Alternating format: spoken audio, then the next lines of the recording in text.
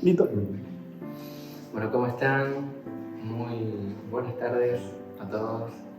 Y bueno, muy bienvenido a este ciclo de testimonios que estamos llevando adelante, titulado Testimonios Eternos. Así que bueno, continuando, en esta oportunidad tenemos la bendición de tener a nuestro hermano mayor Sergio Castellón. Muy agradecido por su disposición y bueno, a ustedes también por estar ahí. Vamos a comenzar más que nada.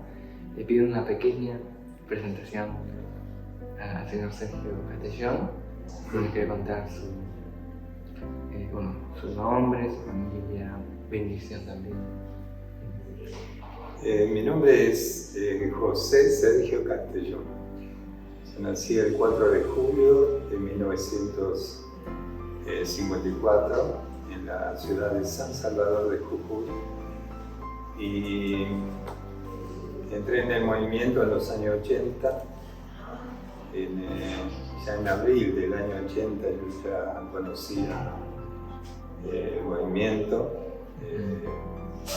Y en mayo, yo creo que a fines de abril me uní al movimiento.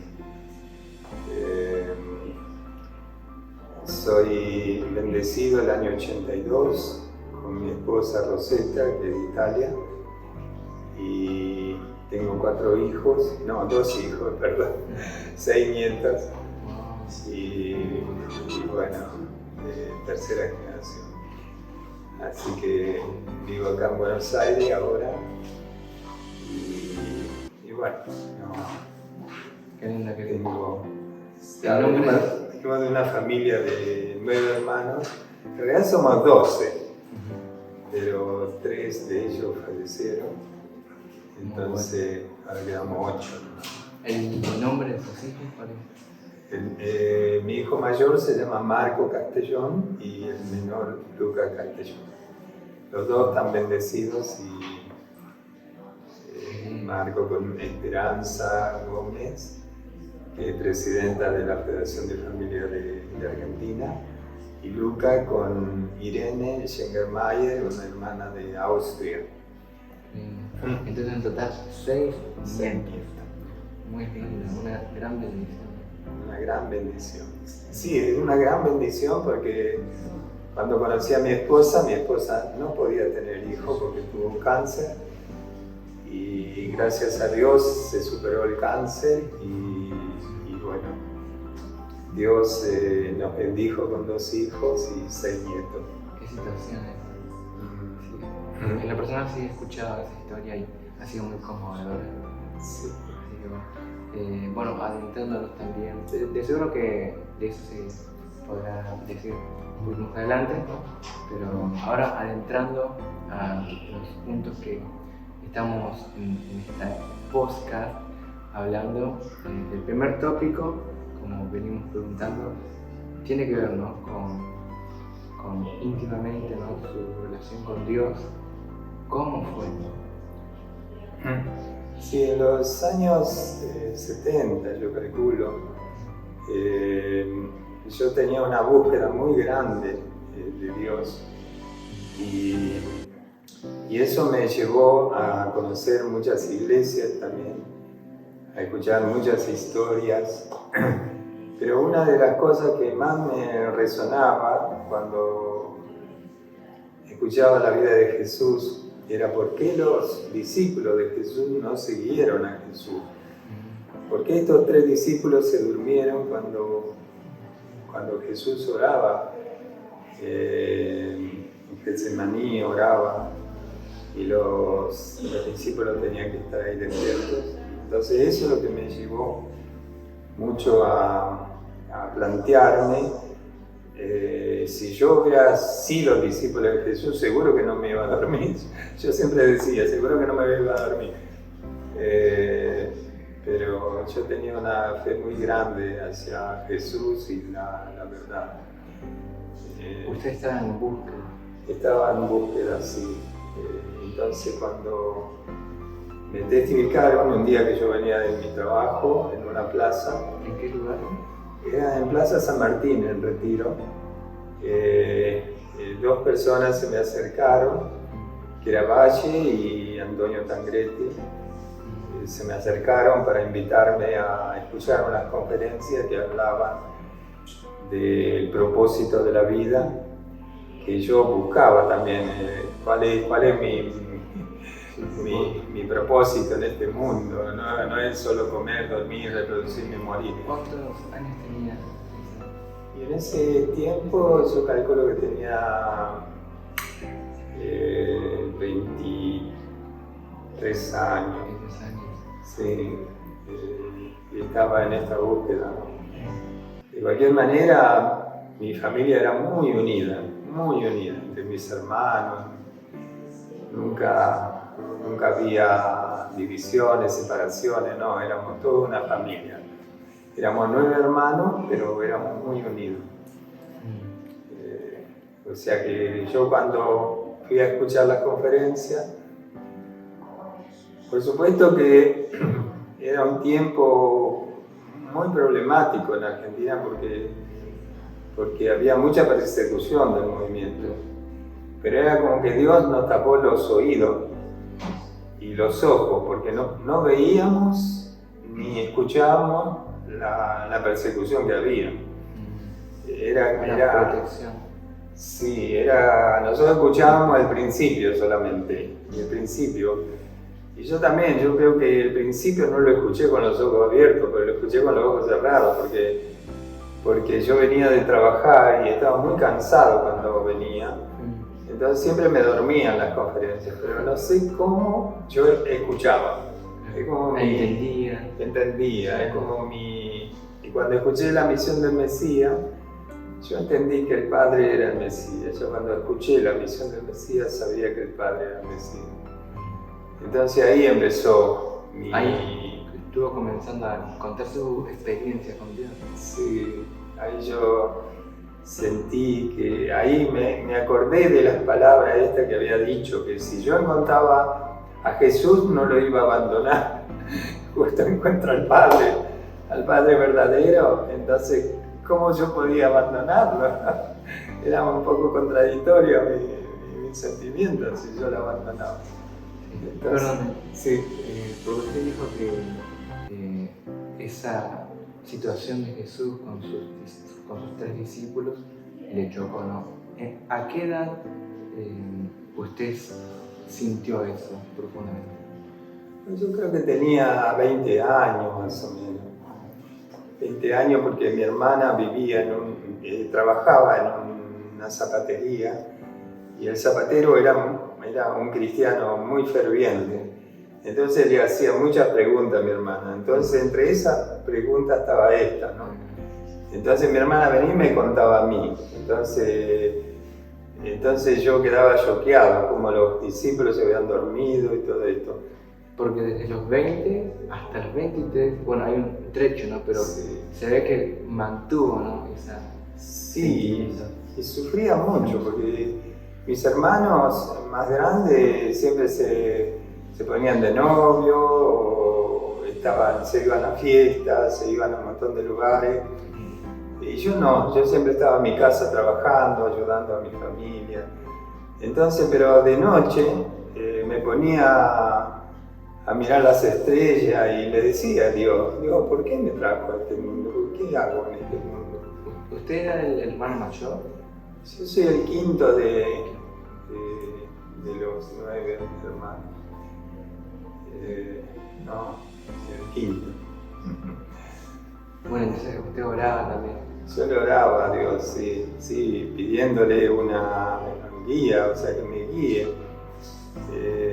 O sea, hacia dónde tenía que ir, porque yo también quería formar una familia, quería ponerme de novio, quería todo, pero no venía nada. Entonces muchos me cargaban, te vas a quedar a vestir santo, te decían, te vas a quedar vas a ser cura. Bueno, todo fue por algo, ¿no? Sí.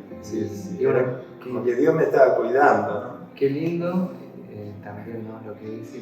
Y bueno, Dios tiene sus tiempos, ¿no? Porque con Valle y el hermano que lo pudieron encontrar, ¿no? Se ve que encontró la respuesta. Sí, ese día que ellos me invitaron yo no fui, pero otro día yo le dije, tal día voy a ir. Entonces, yo soy una persona así, de palabra, o sea, no me gusta, si digo algo, lo cumplo. Claro. No me gusta fallar a la palabra. Entonces, ese día yo fui a escuchar y me encantó, ya de entrada me encantó el principio de la creación. Entonces me sentía, y también me encantó la gente que lo daba, ¿no? La gente que vivía ahí en este lugar. Quería estar ahí, no quería irme. ¿Qué centro fue? El centro de la Lucila, uno de los primeros centros que hubo en Argentina. Y no había muchos hermanos ahí, habían 6 máximo, no había muchos hermanos. Muy bueno. Tío, bueno, para no saltearnos la primera pregunta, porque bueno, ya la segunda ya se estuvo respondiendo, que tiene que ver cómo conoció a la federación, ¿no? Entonces, sí, para preguntar nuevamente, ¿no? Su experiencia con Dios, ¿no? Sí, yo tuve varias experiencias con Dios muy profundas. En los años 80, antes de ir a la bendición, yo tuve experiencias espirituales muy fuertes. Yo no podía acostarme en una cama porque mi espíritu salía, se iba para arriba, se iba a algún lado, no sé dónde. Un día estábamos en un salón, como 40 hermanos estábamos ahí cantando, y de repente mi espíritu se elevó hacia el techo, hasta el cielo raso, hacia arriba, tenía como 7 metros de alto. Y allá yo miraba para abajo y todos los hermanos, hermanas, estaban todos vestidos de la misma manera, con túnicas blancas hasta el piso, y de repente una luz enorme del centro de todos los hermanos salía como un rayo, una luz de sol salía de entre medio de todo, quedaba todo iluminado. Esa es una de las experiencias más fascinantes que me pasó. De ahí pudo arraigar mucho más. Sí, después una vez también yo estaba en el centro de Mar del Plata y ahí yo escuché la voz de Dios. Escuché como Dios me decía, Sergio, anda a recaudar fondos que no tenemos plata para pagar el alquiler. Entonces yo escuché la voz de Dios, así a través de una hermana. ¿Y cómo sé que era la voz de Dios? Pues yo no... Importante pregunta. Acaba de llorar, ¿no? Era desde que salí del departamento hasta que llegué a mi lugar de recaudación de fondos, recaudábamos fondos con una billutería. Y yo agarré mi cajita de billutería y fui. Cuando bajo del colectivo, todo con mis lágrimas, todo el trayecto lloré, todo el viaje, serían como 15 minutos más llorando. Cuando bajo, voy a un kiosquito que había al frente de la parada y el Señor me compró todo. Ahí mismo compró todo lo que llevaba. Y así volví al segundo. Lo entrego toda la ofrenda y... Muy profundo, tío. Sí, quiero agregar una cosa más. En ese tiempo también nosotros hacíamos muchas condiciones extremas de indemnización. Nosotros en pleno invierno nos bañábamos en el mar. Nos bañábamos en el mar junto a José Gómez, y no me acuerdo si Cándido Gómez era también. Entonces nuestra hermana figura central, que era Liliana Carlson, ella oraba y nosotros nos íbamos al mar, una zambullida, salíamos enseguida porque la piel se te ponía violeta. Entonces, de esa condición vino nuestro hermano Alejandro de Sousa.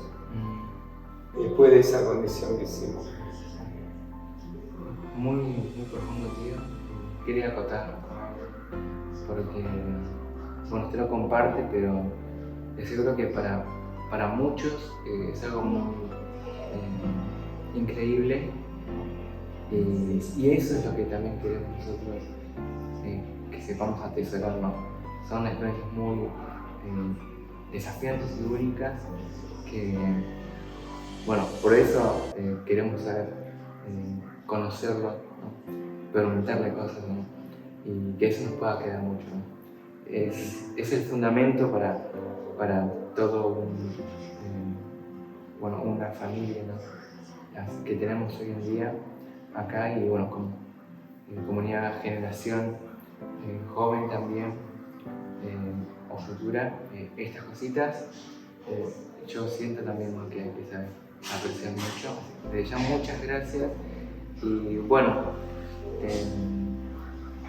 para ir a la última pregunta, que bueno, tiene que ver también con ese detalle que decía, ¿no? Como un espíritu de guerra, ¿no? De lucha que había, ¿no? Ese momento que todos de seguro compartían, ¿no? Y bueno, para conectarlo, la pregunta es ¿qué mensaje dejaría, ¿no? Para la juventud desde su parte?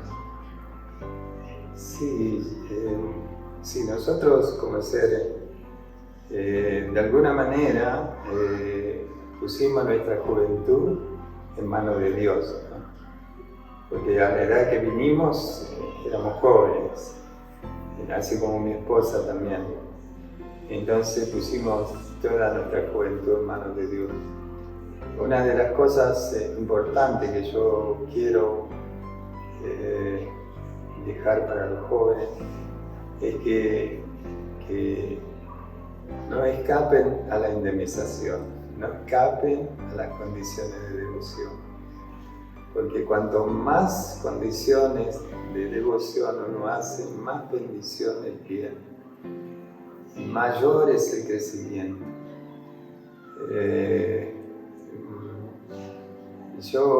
Me da mucha alegría cuando voy al Chonchingwán y veo hermanos orando, haciendo condiciones. Me da mucha alegría porque veo que saben la importancia que tienen. Entonces, también para nuestra vida eterna, ¿no? También, si yo como papá, si yo no hacía condiciones de devoción, mis hijos eran los que tenían que pagar indemnización. Entonces, por eso yo tomaba responsabilidad, no, yo tengo que pagar el esfuerzo. Sí, yo tengo que hacer esfuerzo para que mis hijos no. Entonces eso para los jóvenes, bueno, si yo hago condiciones, es beneficioso para todo, para la bendición, para el matching, para todo, para mi futuro, para mi familia, para todo.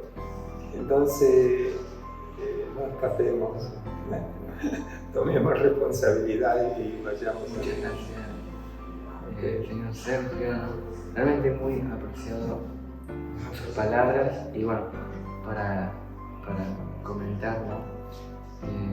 Sí, bueno, esto es algo que estamos haciendo en esta fecha de 2025, pero va a perdurar, ¿no? Y bueno, sí, ¿no? Queremos concluir con el mensaje de que hay tradiciones, ¿no? O hábitos, ¿no? Que tenemos que poder como guardar, ¿no? Porque ha sido, es y deseablemente serán tópicos, ¿no? O esos hábitos, ¿no? que siempre, eternamente, ¿no? Harán que, como usted dijo, ¿no? Al final de cada desafío, Dios está después. Así que, no, muy agradecidos. Esperamos que haya sido una linda conversación, ¿no? Porque también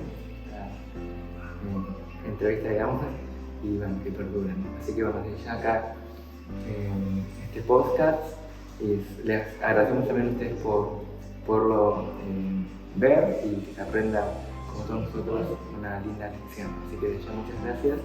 Y bueno, para la próxima sesión nos estamos viendo. Hasta luego.